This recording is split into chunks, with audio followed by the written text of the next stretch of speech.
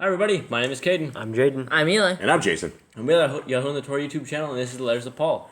And we thank you guys very, very much for joining us. We are very diligently going through the letters of Brother Shaul, trying to find out what is doctrine and what is not. And before everybody is shocked when we say that things of Brother Shaul's are not doctrine, then we must be very aware of what Deuteronomy 4:2 says. Deuteronomy 4:2 is very, very clear. And it says we are not to add unto the word which I command you, neither shall ye diminish aught from it, that ye may guard the commandments of Yahuwah Elohim, which I command you. So we are in this, and we are going through the books, and I guess just what is a consensus? Inside of 1 Timothy and Titus, the first two books of Brother Paul's epistles, it adds to the Torah. It adds to it in ways that we've never ever seen before. One of the ways is it qualifies a widow to be 60 years old. Brother Shaul says a widow is not a widow unless she's 60 years old. Now, we don't have anything like that in the Torah. We know that we're supposed to help the widows. We're supposed to help the fatherless. We're supposed to help those that are broken. And we've never heard of an age restriction upon widows. And he also goes off and he tells women that they need to learn in silence and that they should not speak. And again, those are things outside of the Torah. So as we go through the books of Brother Shaul, we have those two books right out of the gate we've identified as being books that are they should not be added to doctrine. They add to the word of our Creator. It breaks the Torah by what they say. And then we went through 1 Thessalonians and 2 Thessalonians. What's our consensus there, gentlemen? Thessalonians, I think, was all right. It was all right. Yeah, it was. It's good, but it's not doctrine. It's not doctrine. Yeah, it was good. It's not doctrine. It's just a letter. It's written to someone. You're not going to take someone's letter that you've picked up off the street and say, well, I'm going to live my life by this letter. It's not going to work like that. Yeah, and when we're talking about doctrine, doctrine is your Torah. There's no other doctrine of what you should have, but you should have a firm base of the Torah, and that is Genesis, Exodus, Leviticus, Numbers, and Deuteronomy. Here's how you should see Paul as a pastor of Yahuwah. He was a pastor going around that gave his letters, and that somehow his letters were leaked across to everyone else. They were given away to everyone else, apparently. And that was not how it was to be. He was helping out certain places. He was going around being a missionary, doing things, sending letters, seeing how they were doing. And if that was someone in real life, if you found a pastor's letters, you're not going to put it in a book and say, here's how we're going to live our lives, here's our gospel. Yeah, and the reason that we are doing what we are doing is because it is unfortunate, but the letters of Brother Shaul have put billions of people into hell.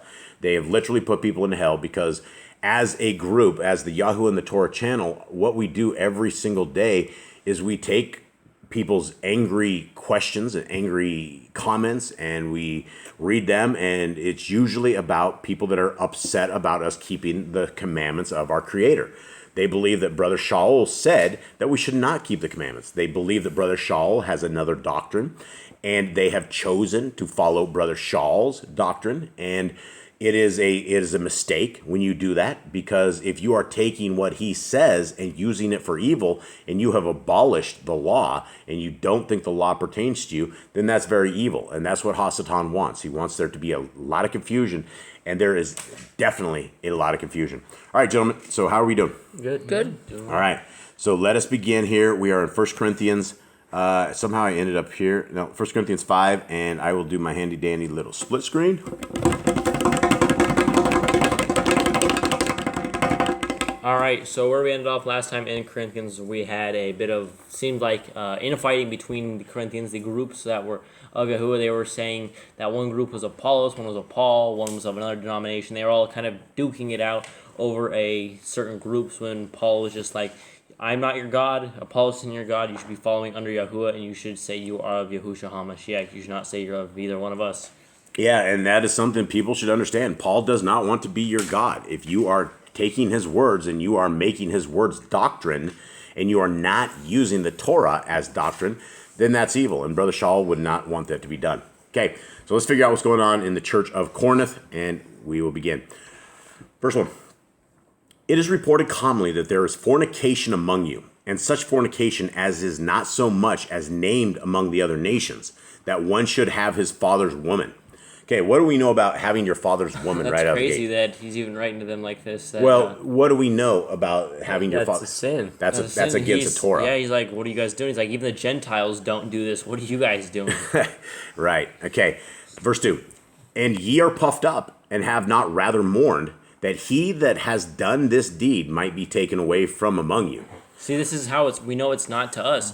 Nobody here should be committing those sins. Nobody is committing those sins, and someone in Corinth committed this sin. He's like, "What are you guys doing? You guys are let this dude around? This is crazy." Not even the pagans, not even the Gentiles do it. And if you guys think that being a Gentile is a good thing, it's not. Gentiles are evil people, right? They are against Torah. They are against Yah, and he said even the people that are against Yah aren't even to do these things that you just did. Yeah, and so if you guys think of yourselves as the house of Gentile, read Hebrews 8. There is no house of Gentile that's ever saved. Very, very important part. Okay, 3. For I truly, as absent in body, but present in the Ruach, have judged already, as though I were present, concerning him that has done this deed.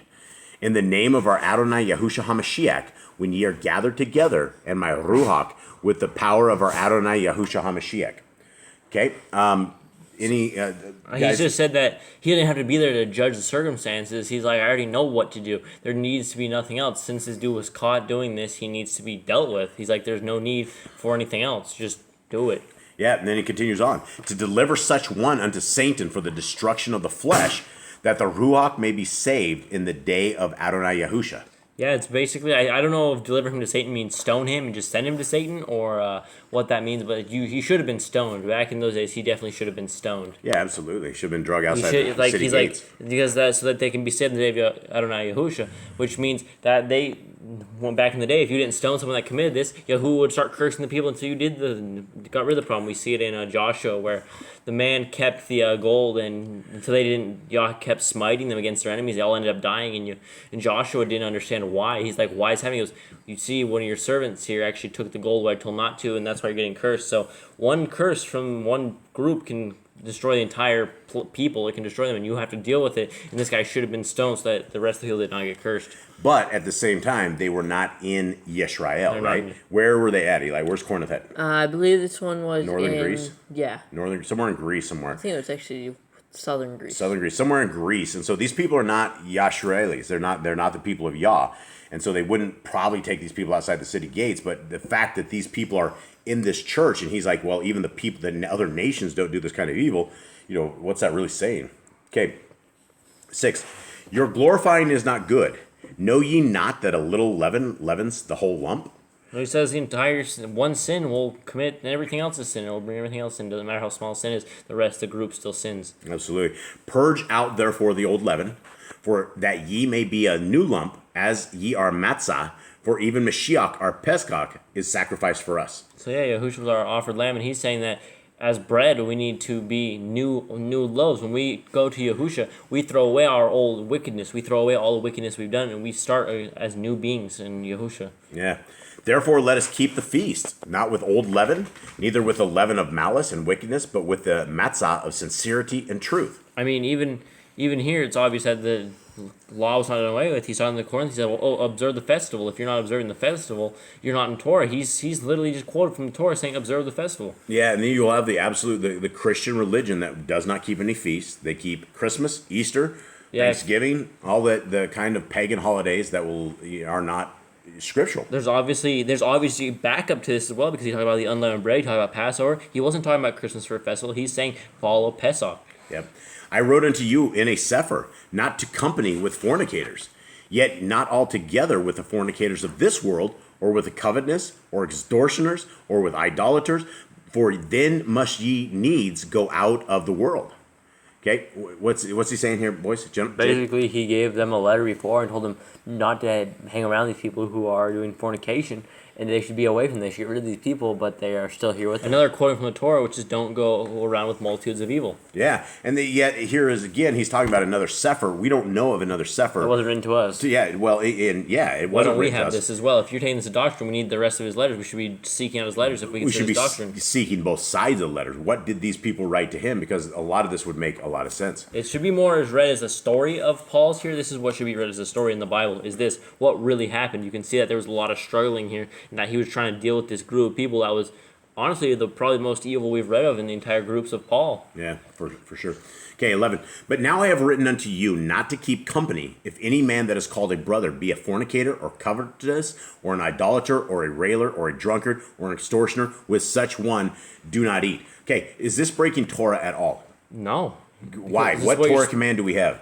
Don't get rid of the evil. Yes, Master stay sin. away from Don't the go other with nations. Don't go with multitudes of evil. Don't walk in the ways of the nations. Yeah, there's a lot. Thank you. 12. For what have I to do to judge them also that are without? Do not ye judge them that are within? But them that are without Elohim judges. Therefore put away from among yourselves that wicked person. It sounds like one dude, one guy It that's sounds like doing they this. had one dude in the group that was probably well known for this to be a big problem. Yeah. Was that he was obviously a big name in the group. And it was like, obviously open enough that they knew all the dirty secrets And of these apparently, guys. back if we look back, he said your boasting is not good. Right after he said throw that one away, they're obviously still thinking they're super holy or they're super great congregation even after letting this dude in. And Paul's like, "What is wrong with you guys? You guys are like messed up in the head, thinking this is great." And you hang around those kind of people, and that's what you will end up with, is that kind of people. All right, 1 Corinthians 6. Dare any of you, having a matter against another, go to law before the unjust, and not before the Kadeshim? Okay, so what is he saying here? He basically saying, why are you going to a unrighteous judge, unrighteous government? Why would you not want to go into your own congregation that knows Yahushua? Why would you not want to deal with this inside of your thing? Why are you going to go to, if you have a problem with one another, why are you going to go to a court that is not even of Yah? Yeah, don't take him to court. And the Kadeshim are, we have a way that we're supposed to judge people at the hand of 2 or 3 witnesses. Which was ran before the priests, which were holy people. Yep, it's supposed to be. But they had no priest. The thing was, Corinth had no priest, so the best they could do was they could deal with it inside their own group of people. They knew the Torah, obviously. Paul had obviously spent enough time with them to be telling them that they're going to hell for what they just did, that they need to stone this guy and get rid of this dude. He knew that. They obviously knew the Torah, so he's telling them that they know enough, they can deal with this dude themselves. Yeah. Do ye not know that the Kadeshim shall judge the world? And if the world shall be judged by you, are ye unworthy to judge the smallest matters? It's essentially he's going over why to judge, right? He's like, you guys can do this, right? Don't you understand that in the end times it'll be the Kadeshim that can judge the angels as well. And so it's very important that we're not going to be judges unless we know the Torah, right? Our Creator is never going to allow anybody that does not know the Torah to judge people. You would judge unrighteously. Okay, verse 3. Know ye not that we shall judge angels? How much more things that pertain to this life? Okay, so he just talked about the angels. Sorry, there's a little disruption there. Okay, verse 4. If then ye have judgments of things pertaining to this life, set them to judge who are least esteemed of the called out assembly. Okay, Jay, do you have anything on this? So basically, the ones who are least esteemed would be people that are the not popular. He's like people that are quiet, the people that are meek. He's like have them judge because they know what to do. They are the people that can judge what's righteous and what's not, because if you have people that are of high authority, they are going to be blinded by the people that look up to them, right? They're going to try and appease the people to still stay in their positions. But if you have someone that is not even of any position, they're going to be unbiased no matter what. They're not going to care what anyone has to say when they make their judgment. Right. Okay, verse 5. I speak to your shame. Is it so that there is not a wise man among you? No, not one that shall be able to judge between his brethren? So he's saying he's there to shame them for this because they have to have a meek one because they're all so unholy that they will all judge unrighteously. Yeah, and they don't have the courage to toss out evil. And that's what you got to have the courage to get rid of this. But brother goes to law with brother, and that before the unbelievers. Verse 6 here. But instead, one brother takes another to court, and this in front of unbelievers, right? Yeah. So it basically takes them to a place where there's no righteous judge, and they don't understand And they're not the law. going to judge you based upon the Torah. They'll judge you based on their own laws, their own things. They probably won't care because it's not a sin in their eyes. Probably, okay, fine.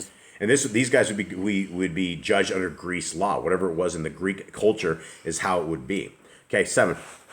Now therefore, there is utterly a fault among you. Because ye go to law one with another, why do you not rather take wrong? Why do ye not rather suffer yourselves to be defrauded? So he said, why would you rather not just take the problem, move on with it yourself? Why would you have to cause more problems and take your brother to court? If you have a problem with him, why wouldn't you just turn the other cheek, basically? Yeah. Verse 8, nay, ye do wrong and defraud, and that your brother. So in the NIV, it sounds a little better. Instead, you yourselves cheat and do wrong, and you do this to your brothers and sisters. Okay? Anyone else have anything? He's just saying that these people are cheating their own brothers, they're hurting their brothers, they're doing wrong to them, and then they take them to court of unrighteous people. They take them to court with people that don't even know who Yahuwah is. They probably don't even know his name because they're in Greece. They probably go with one of the Greek gods, right? Or something. They judge him with the lady with the two scales. That's all their religion. Justice. That's all their religion. Yep. 9. Know ye not that the unrighteous shall not inherit the kingdom of Elohim? Be not deceived. Neither fornicators, nor adulterers, nor sodomium, nor abusers of themselves with mankind, nor thieves, nor covetous, nor drunkards, nor revilers, nor extortioners shall inherit the kingdom of Elohim.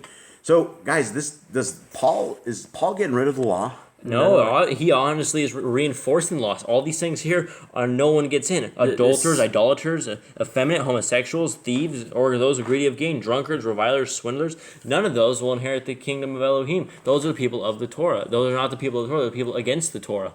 Right. Jade, what do you have? He pretty much got what I had. Okay. 11.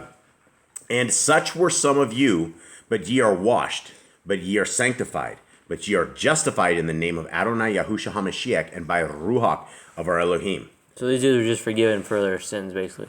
They had changed from their old ways and then became children of Yahuwah. Of Yahuwah, right.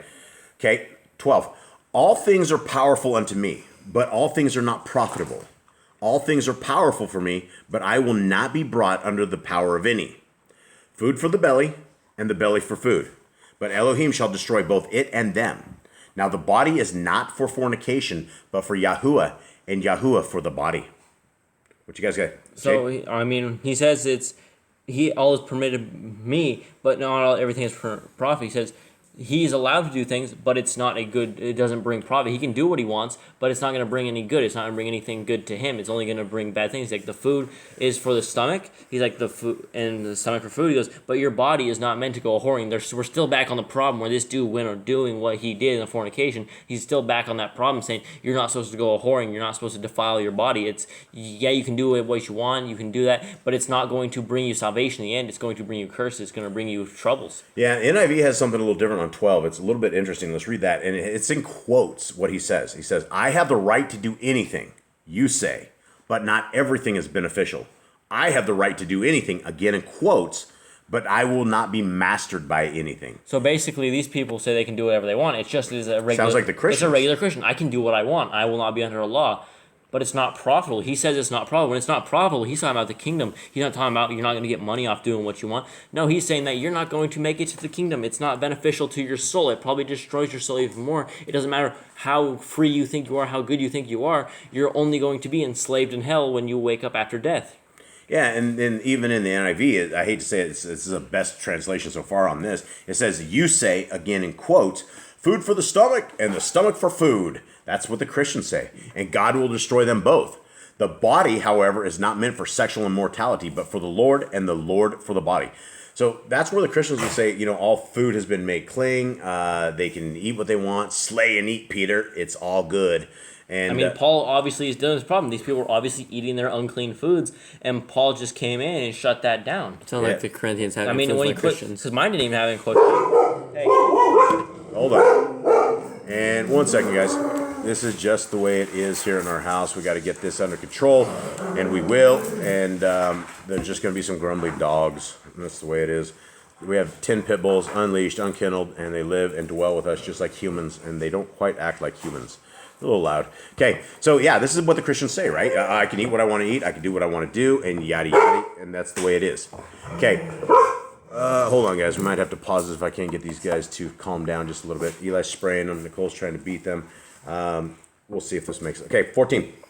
And Elohim has both raised up Adonai, and will also raise up us by his own power. Know ye not that your bodies are the members of Mashiach? Shall I then take the members of Mashiach and make them the members of a harlot? Never. Okay. So basically your bodies are supposed to be for Yahuwah. Yeah, it is supposed to be for Yahuwah. And we know this because that is a commandment, right? The temple. We need to preserve our temple. We went over that this morning. What is the commandment? Don't defile your temple. Yeah, don't defile your temple. This goes back to where he spoke in the beginning of the book, where he's like, look, every member does different things in the body. We're all part of the body, and every one of us needs to do something to bring forth the kingdom with our own abilities, with our own talents, with our own abilities. And he's like, that's what the members of the body are supposed to do. And he's like, if you're the member of Yahusha, if you're part of the body of Messiah, with Messiah being the center of your heart, which should be a member of the thing, if you go off and you become a whoring, you're making the rest of the body of Mashiach a whore. And he said, that's what you don't want to be. He said, let it not be. Don't become that you have to cut off and throw into the fire, because it's better to enter the kingdom without a hand or without an eye or something like that. Beautiful. Okay. What? Know ye not that he which is joined to a harlot is one body? For two, says he, shall be one flesh. So basically, that basically breaks the Trinity right there. No. I would say, because everyone says it's all one, but basically two people, like when a woman and a husband and wife, if they're joined to one. I do see your point on that. That is not his point, I do not think. No, but that's... Yes. And so that's essentially saying when a man and a woman cleave together, they are one, and you're with the body of a prostitute, right? You're an unclean woman, and you have become an adulterer. You've just destroyed yourself. Okay, 17. But he that is joined unto Yahuwah is Yaked. Yours says Yahuwah, mine said the Adon. Okay, so this is more horrible translations by Dr. Stephen Pidgeon. I'll save that. Yeah, so we're looking for bad translations as well. The bottom thing is the Sephron, and I would not spend your hard-earned cash on that by any means. It's become a terrible translation over the years. Okay, so what is he saying there? But whoever's united in the Lord, and that's the crop. There's three versions of this scriptures right here. All three of them have the exact wrong translation. Lord is all uppercase, Lord, capital L. Yeah, and it should not be that. And so Lord actually translates to Baal in Hebrew if you don't do it right. So he's basically saying those who follow the Torah are joined to Yahushua. Yeah. So, but that is joined unto Yahusha. Yahushua is one. Flee fornication, 18. Every sin that a man does is without the body. But he that commits fornication sins against his own body. So he says that every sin that a man does is outside the body, but when he commits whoring, he sins against his own body. So basically, whoring is one that you can't change. It's inside. That sin is inside you forever. You can get rid of lying. You can get rid of stealing. You can do all that can be dealt with outside the body. But once you've done whoring, once you've defiled yourself, you'll be always an adulterer. have that sin. Regardless, the whore is out of adultery. She may not be married, but regardless, you are having improper relationships out of wedlock, and it destroys you. It is not what you want. Verse 19. What? Know ye not that your body is the temple of the Ruach HaKodesh, which is in you, which ye have of Elohim, and ye are not your own? For ye are bought with a price. Therefore glorify Elohim in your body and in your Ruach, which are Elohim's. So this would go in the same thing as pig, right? You're sitting there eating pig. You're defiling your body because you're taking unclean food and you're eating that. And so it would be the same kind of thing. You're committing fornication with a pig in some way. I mean, it's not, and that's not the best analogy, but essentially you have unclean. You're becoming disgusting, is what you're doing. So, anything else on that? No, he's just saying that your bodies are supposed to be holy. You are a temple. He said before that your body was a temple. In his books previously, he said your body is a temple. And back in the day, they would have never brought a pig into the temple, and you should never bring a pig into your temple. Yeah, absolutely not. They're very good. Okay, 1 Corinthians 7:1. Now concerning the things whereof ye wrote unto me, it is good for a man not to touch a woman. Okay, good. Nevertheless, to avoid fornication, let every man have his own woman, and let every woman have her own man. That's excellent. Sounds good. Let the man render unto the woman due benevolence, and likewise also the woman unto the man. All right, let me read that in mine. Let the husband render to his wife what is her due, and then likewise also to the wife to her husband. The woman has not power of her own body, but the man. And likewise also the man has not power of his own body, but the woman. Okay, what's the NIV say? The wife does not have authority over her own body, but yields it to her husband. In the same way, the husband does not have authority over to his own body, but yields it to the wife. It's basically the way they're joined in one flesh, right? You don't want them going off and whoring with another person. They own, once you are married, you own each other, basically. Yeah, you have a responsibility to be faithful. And if you are unfaithful, you're going to destroy everything. You destroy trust, you destroy your bond, you destroy absolutely everything. But yeah, he's exactly right on here. When you are married, your wife owns your body, and you own your wife's body. That's the way it is. And it's great for examples, but this definitely was not for us. This was a specific letter to these guys that had this sin. Yeah, and maybe it is. Maybe you are living an adulterous life, and maybe you are being evil. Maybe you're defiling your temple in evil ways. Maybe you're eating pig. So this could be for you if you have eyes to see and ears to hear. Verse 5, defraud ye not one the other, except it be with consent for a time, that ye may give yourselves to fasting and prayer and come together again, that Satan tempt you not for your inconsistency. Oh, incontinency. Lack of self-control. Yeah, lack of Do not deprive one another except with an agreement for a time, to give yourselves to fasting and prayer, and come together again so that Satan does not try you because of your lack of self-control. I don't know what he's exactly I think he's saying saying that you need to fast, you need to pray so that you guys can get a hold of yourselves. Basically, he's saying that you guys obviously aren't working out together, but they're all duking it out and everything. He's like, you guys don't have control. There's always fornication. You guys need to go fast for a while and then come back together so that Satan does not separate you and sift you. Yeah, it is weird though. It's like in the NIV, it's like, do not deprive each other except perhaps by mutual consent.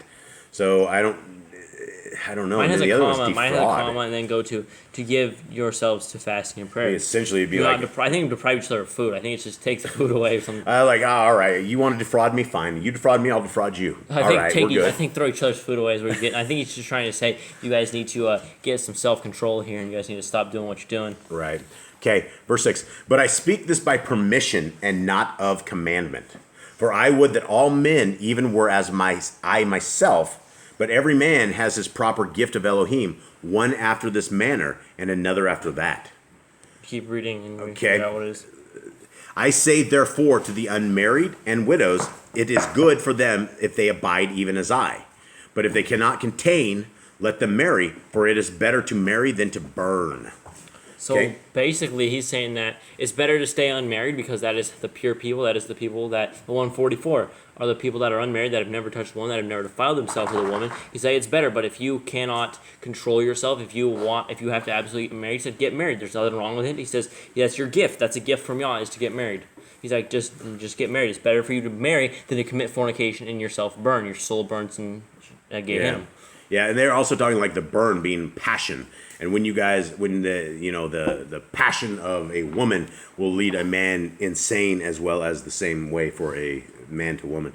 It's wild. Okay. And unto the married I command, yet not I, but Yahuwah, let not the woman depart from her man. This is the Adon. This is the Adon, not Yahuwah. We will mark this for another day. Yeah, the Adon. A wife should not separate from her husband. That is what Yahushua said as well. Yep. And if she depart, let her remain unmarried or be reconciled to her man, and let not the man put away his woman.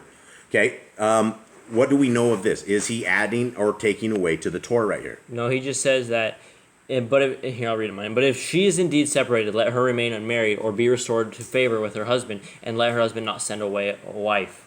So basically, he's just trying to keep the marriage together. He's trying to keep families together as it should be, because he says if you're separated, he's like, don't go get married again.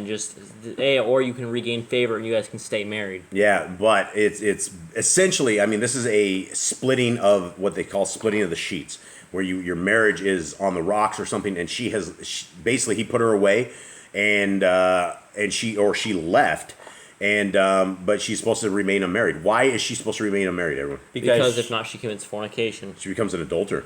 Okay. Okay, 12. But to the rest speak I, not Yahuwah. Did he get this wrong or right? What's it say? Yeah, not the Adon. Yeah, he got this wrong again. No, I'm trying to get it so wrong. I don't know. That's what happens when you start charging money for Bibles. Okay. But to the rest I speak, not Adon, which is Messiah Yahushua, is who they're actually supposed to be speaking of. If any brother has a woman that believes not, and she be pleased to dwell with him, let him not put her away. Okay, what does that say? So basically, if she doesn't believe but she wants to live with him, don't put her away. You probably teach her and bring her into the faith. Yeah, absolutely. A little bit of kindness, a little bit of love, and they will seek Yah as well. Okay, 13. And the woman which has a man that believes not, and if he be pleased to dwell with her, let her not leave him. For the unbelieving man is sanctified by the woman, and the unbelieving woman is sanctified by the man. Else were your children unclean, but how are they holy? Anyone? But now, mine says, but now they are Kodesh. So basically... now they are holy. Sorry, not how. But now they are holy. Mine doesn't have a question there. But now they are holy. It's a period. Okay? What do we have? Anyone on this? So basically, it's the children still have a chance of salvation, I think is what he's saying, because at least one of them is in Torah, one of them is in the faith, so that they can be taught, the children can be taught the right way, and then basically it's up to their when they're old enough to choose the right way. But also the husband can figure out along the way as well that Torah is the right way to go, or that he needs to call on the name of Yahushua HaMashiach. Right. But if the unbelieving depart, let him depart. A brother or sister is not in bondage in such cases, but Elohim has called us to peace. So if the unbeliever departs, let him depart. Let him depart. Yeah, you're not enslaved to such matters. But you would still be an adulteress if you had another relationship, if you remarry, right? So either or, if your husband is so bad and he's an unbeliever and he leaves, let him depart. But if you get another marriage, or if he's not dead, you will end up as an adulterer if you end up with another relationship. Okay, 16. For what know you, O woman, whether you shall save your man? Or how know you, O man, whether you shall save your woman? Right? Yeah, that's a question. So basically he said, how do you know you're going to save, how do you know if you can save them? How do you know you're going to? Yeah, and you never know. But as Elohim has distributed to every man, as Yahuwah has called every one. Yadon. Did it again. Yeah, so this is not he would basically this translation right here would say, but as Elohim has distributed to every man, as Elohim has called every one. Messiah Yahusha, the Adon, the master, the one. Okay. Let me reread that. But as Elohim has distributed to every man, as the Adon has called every one, so let him walk, and so ordain I of all the called out assemblies. Okay, anyone have anything on that? What's he saying? He's just saying that Elohim has distributed to each one. Elohim has chosen them for a reason, put people together for a reason. Yeah, and this is in the NIV. It goes to churches. The called out assemblies are churches. And that's wrong. They were assemblies. They were little groups of people, or some of them were larger. Obviously, Corinth was larger to have these sort of problems. But they were just little groups here and there that believed, and they were all trying to help each other grow. Yeah, this gets kind of hard to understand here. Is any man called being circumcised? Let him not become uncircumcised. Is any called in uncircumcision? Let him not be circumcised. Circumcision is nothing, and uncircumcision is nothing, but the keeping of the commandments of Elohim. So obviously we have the same problem of circumcision, which is what we have again when he's like, circumcision is not going to do you anything, but you need to be keeping the commands of Yahuwah. And is circumcision a command of Yahuwah? Yes. Right. We're supposed to circumcise our children on the 8th day. I thought more of it was like a metaphor. He's talking about like if somebody has changed, basically circumcised themselves, they have become a person in Torah. You don't let them go out of Torah. Yeah, and I mean, if you're circumcised inside of the Torah and you fall away from that Torah, then your circumcision is useless. It means nothing. It's not. Yeah. Okay, 20. Let every man abide in the same calling wherein he was called. Are you called being a servant? Care not for it. But if you may be made free, use it rather. Okay, that's so tough. basically What's says do what you're good at, do what you're called to do. 20. So 20 says each person should remain in the situation they were in when God called them. Were you a slave when you were called? Don't let it trouble you. Although if you can gain your freedom, do so. So he's talking about different stuff. That's why it doesn't make any sense. We're not slaves, so we didn't understand this. There's probably a whole letters, and this was another point that he made. Okay. For he that is called in Yahuwah, being Adon. Wow, this guy's Adon slaughtered this. Adon twice in this. He just did a search and replace, and he destroyed this. I have a lot of videos to make. For he that is called in the Adon, being a servant in Yahuwah's freeman. Adon. Again? Yep. Okay. The Adon's freedman. Wow. Yahushua freed us. So. Yeah. I think it's more metaphor than it is a other thing like that. Likewise, also, he that is called, being free, is Mashiach's servant. And there's nothing wrong with that. You want to be the servant of Yahushua. Absolutely. Ye are brought with a price, but not ye the servants of men. You were bought at a price. You bought the price. Do not become servants of men. Yeah, do not become slaves of men. So he says basically, we are Yahuwah's servants. We are not servants of. Yeah, if you become Hasatan's servant, then you are the servant of man. We couldn't pay for our own ransom, so Yahuwah sent his own son to become our ransom. So now we are the servants under Yahushua. We are supposed to be doing the commands of him. If we want salvation, if we want to be in his house, which we want to be, we are going to be his servants. Brethren, let every man wherein he is called therein abide with Elohim. Now concerning virgins, I have no commandment of Yah, yet I give from the Adon, from Yahushua. Is that what he says? Adon, from the Yahushua. Wow, he says Yah. He actually says Yah right there. Wow, Dr. Pigeon, man, stop doing this. Yet I give my judgment as one that has obtained mercy of Yahuwah to be faithful. Adon. Wow. Okay, so read your version, the correct version, please. Okay, and concerning maidens, I have no command from the Adon, but I give judgment as one as one whom the Adon in his compassion has made trustworthy. Yeah. Wow. That's horrible things. Okay, and then what does that mean, guys? We gotta keep going, because he's just saying Okay. this is what it means for. I suppose, therefore, that this is good for the present distress. I say that it is good for a man so to be. Are you bound unto a woman? Seek not to be loosed. Are you loosed from a woman? Seek not a woman. So basically, it's like, stay as you are. It's best if you stay as you are. If you're already married, stay married. Don't get divorced. Don't cheat. And he says, if you are pure, if you have no relations with a woman, stay pure. Stay as you are. And if you marry, you have not sinned. And if a virgin marry, she has not sinned. Nevertheless, such shall have trouble in the flesh. But I spare you. But this I say, brethren, the time is short. It remains that both they that have woman be as though they had none.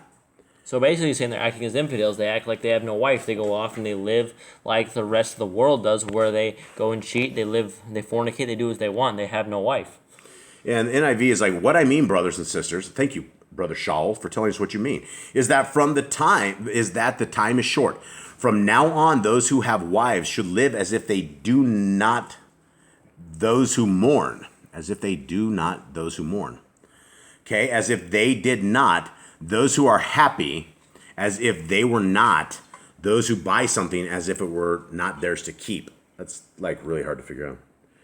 Back to Dr. Seussisms. Okay, so what is it? Anyone have it? What is your guys' say? Exactly. It's like the same thing. He says, and this I say, brothers, that time is short. From now on, even those who have wives should be as though they had none, as those who weep, as though they did not weep, as those who rejoice, as though they did not rejoice, and those who buy, as though they did not possess, and those who use this world as not misusing it, for the scene of this world is passing away.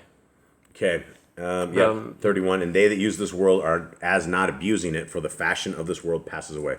Jay, do you have anything on this? No, I'm not exactly sure what he's talking about here. All right. Yeah, those are tough things to. He basically says those who have something but pretend like you don't. Yeah, and I don't know exactly what he means, but one thing I do know he means is he doesn't mean that we should get rid of the Torah, like everyone thinks he says. Okay, 32. I don't know if somehow you get rid of the Torah out of this, you're on something. Yeah, well, you got to read things carefully.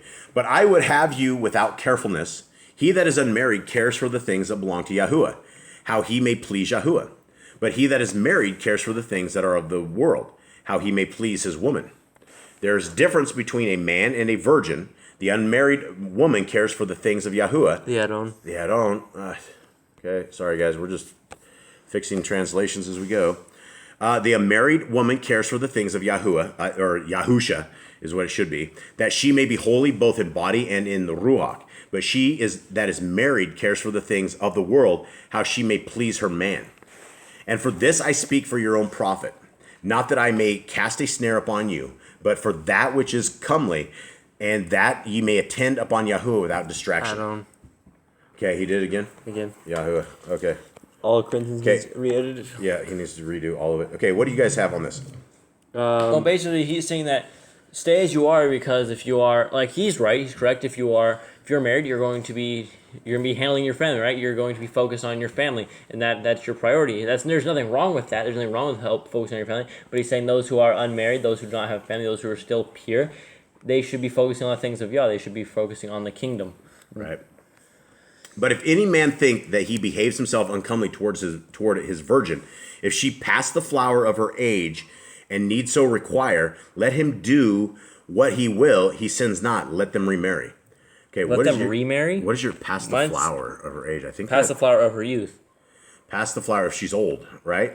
Okay, Yeah. she passed the flower of her age. Okay, so she's old and needs so require. Okay, so if any man that behaves himself uncomely towards his wife. So if this guy's like an evil dude towards his wife? And if anyone thinks he is behaving improperly towards his maiden, if she is past the flower of her youth, and so it should be, let him do what he desires. He does not sin, let them marry. Yeah, and so this is like... So he wants to marry someone older?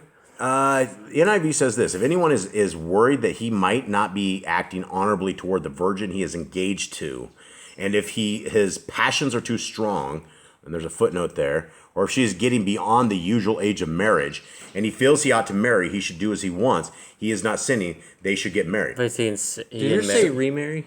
They should get married. Yeah, let them marry. I don't know what he's talking about. And if he feels that he ought to, he should do as he wants. He is not sinning. This is really confusing when you don't have the other half of the letter. Yeah, I don't. I'm sure somebody said something about something of this Like, hey, nature. he's marrying. They're older and they're marrying or something. Yeah, and so if he's engaged to them, He's gonna get married. and she's still she's still a virgin. I think you could break that off. They could go their own way, and I think.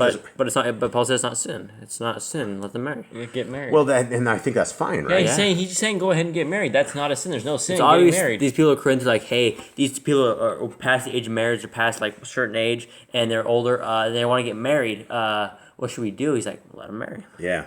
All right. So nevertheless, he that stands steadfast in his heart, having no necessity, but has power over his own will, and has so decreed in his heart that he will guard his virgin, does well. So then he that gives her in marriage does well, but he that gives her not in marriage does better. Anyone have any ideas? Is that talking about her father? Because he's the one who gives her to marriage? I don't think so. Hold on. But the man who has, this is in NIV, but the man who has settled the matter in his own mind, who is under no compulsion, but has control over his own will, and who has made up his mind not to marry the virgin, this man also does the right thing. Okay, so I think he's talking about if he's for whatever reason not happy with his spouse, his bride to be. This is talking about the dad. Oh, this is talking about the dad? 38 is talking about the dad. So also then he, the father who gives his virgin, his daughter, in marriage does well, and he, the father who does not give her in marriage, does better. Oh, this is talking about the father. How do we know this is even the father? I think the NIV has like a huge footnote of like. How do we know it's the father? I think because he gives her in marriage.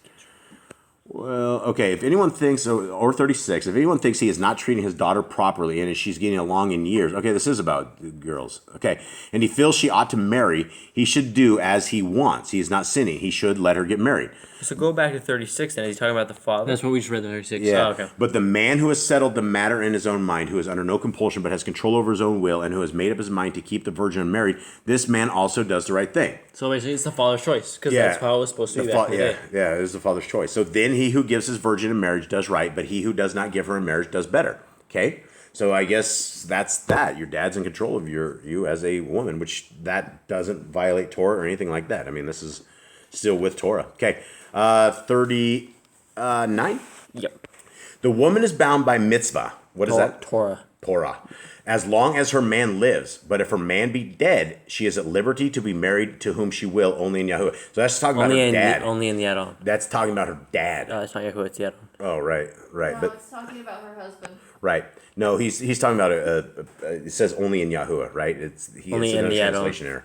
Okay, so this is her dad, right? Right. And so when her dad is dead, she can marry. NIV is talking about husband. Yeah, it's her husband. It's Now not we're to the husband. That's what I'm saying. It's the husband. It's not the dad anymore. What are you talking My about? and so 39 is now the husband.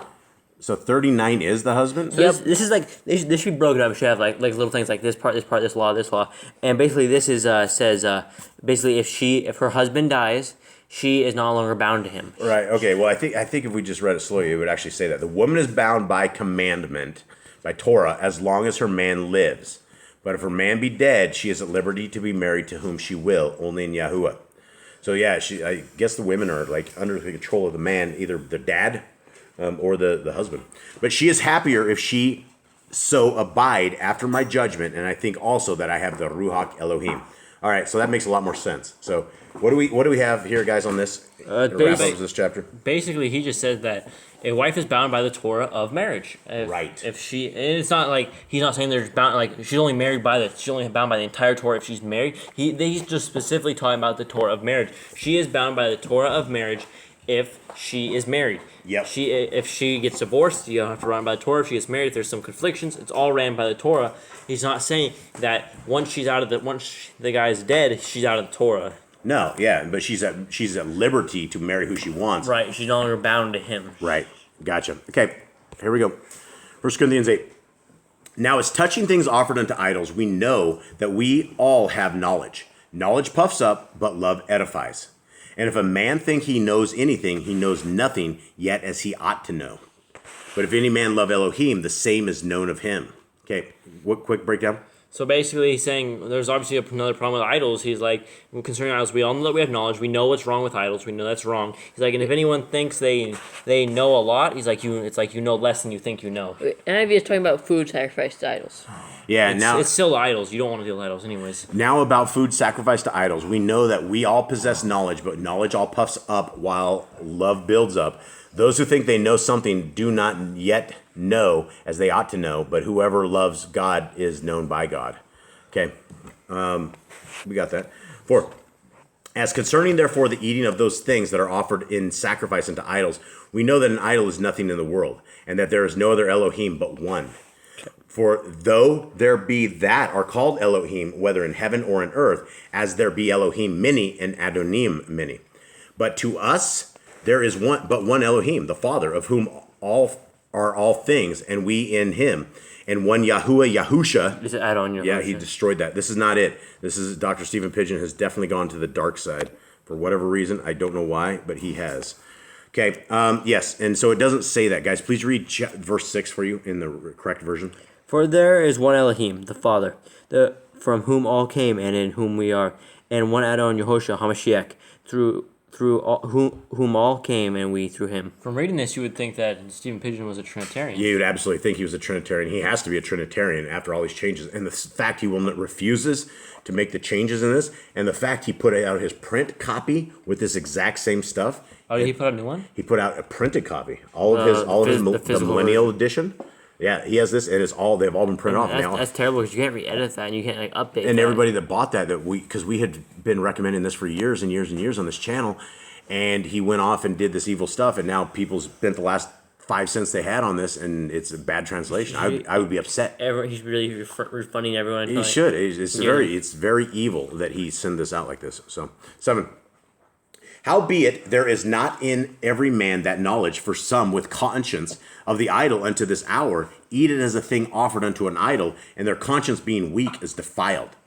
But food commends us not to Elohim, for neither if we eat are we better, neither if we eat not are we worse. Okay, and we must understand that there is no such thing as pig for food. Right, Leviticus 11 tells us what our dietary guides are. And so this is obviously talking about, Greece sound like a very pagan place, right? Yeah, because there obviously is. We know there's like a god for everything in Greece. There's literally a god for everything in Greece. And where they were sacrificing it, he's like, if you eat what is sacrificed to idols, you are defiled. Your conscience is weak, you are defiled. He's like, but if you eat food, it doesn't make you any worse of a human being or any better of a human being. But he was not talking about unclean foods. He was literally talking about what is food, because we know what is considered food. And I think a lot of these people were actually buying meat that they would sacrifice to their gods, and that was a huge contention point, is that they were eating meat that was sacrificed to gods. And what he's saying is it doesn't matter, right? They're offered to an idol, and when he says their conscience being weak is defiled, people were probably saying that the meat from the idol was defiling them. And I think what he's saying is it doesn't matter if it's offered to an idol, because idol is a bunch of sticks and stones and things. It's an inanimate object that was built by man that doesn't have any power over man. Yep, 9. But take heed lest by any means this liberty of yours becomes a stumbling block to them that are weak. Okay, and right there, all the pig eaters will completely say this, oh, well, we could do whatever we want to eat. It doesn't matter, and it doesn't matter what we eat, but, he says don't let it become a stumbling block. If you're weak and you're eating pig, you're definitely weak. 10. For if any man see you, which have knowledge, sit to eat in the idol's temple, shall not the conscience of him which is weak be emboldened to eat those things which are offered to idols? And through your knowledge shall the weak brother perish, for whom Mashiach died. Okay, what does he say in 10, guys? He's basically saying that if you know someone is eating of idols, you need to deal with it. He's like, if he's weak and he eats idols, he's going to die. He is going to die the second death, because he's doing what is a sin. You're not supposed to eat the meat of idols. He's saying, Mashiach, I don't think it says that. I think so. You do? Yeah, because if anyone sees you who have knowledge eating in idol's place, shall not his conscience, if he is weak, be built up to idols. So this weak brother for whom Mashiach died shall perish through your knowledge. I think it's because I don't think he's saying I don't think he's saying that is bad. But I mean, people with weakness will see that you're eating meat from an idol and go, well, and their conscience will be all jacked up. Do we have a commandment that says don't eat meat that's offered to a god or something. We're not supposed to do anything with idols. We're supposed to throw Well, yeah, idols down. absolutely. But I mean, these guys were in a different culture where this was part of the This thing. is normal. Everybody, Street corner. and they offered so many meat sacrifices. There was always cheap meat for sale because they had so much meat. And so You're probably right on that. You're probably right. Yeah, I think it's like turning people to idols. I think it's and I mean, I wouldn't eat any kind of meat that was sacrificed to an idol at any means. But I think this was the contention point: is that people see them eating this stuff that is to idols, and they believe it's bad. Now, if anyone out there, Brother Glenn or whoever watches this stuff, if you guys have anything different take on this, please let us know. I believe that's what he's talking about, but I don't know. I've been wrong before, especially where I called out Cade and he was right, so I don't call him out on the live YouTube anymore. Here we go. Okay, 11. And through your knowledge shall the weak brother perish for whom Mashiach died. But when ye sin so against the brethren and wound their weak conscience, ye sin against Mashiach.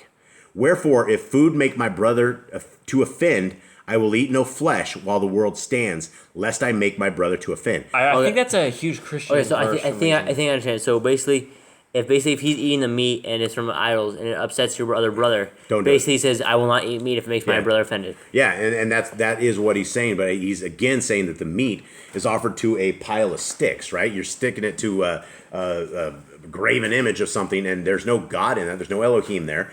And so that's what he is saying. Probably because they were so new to this whole thing that they saw this and like, what are you doing with an idol's meat? Just as I was a minute ago, you shouldn't be eating Right. idol's meat. And it probably upset them, right? It probably made them very upset. But because he just bought the meat, I mean, if it was sacrificed to an idol, you should absolutely burn it. I mean, if it was like straight up You just shouldn't burn it. You shouldn't touch it. you should Shouldn't be near it. you should get rid of it. You should like demolish Well, it. you wouldn't have it. You would have bought that because with their excess, you would have got half price meat, which would have been a great thing. And if there's who cares if it's offered to a thing in that kind of society is what I'm saying. I'm not saying we should go find like meat that's been sacrificed to something and eat it. That's just what he was fighting against, is that people are really offended, and there is no commandment that we know of. I mean, you shouldn't be anywhere near the other nations. You shouldn't be doing anything of that nature. So I think we'll leave it at that. We're about to get some heavy rains here, and so we will call this good. Thank you guys very, very much. I hope you guys have a wonderful day. I hope this sheds some light on some stuff. I hope you guys are seeking our Creator where He is able to be found, and that you are keeping the laws, statutes, and commands of our Creator. All right. We'll see you Shalom. later. Shalom.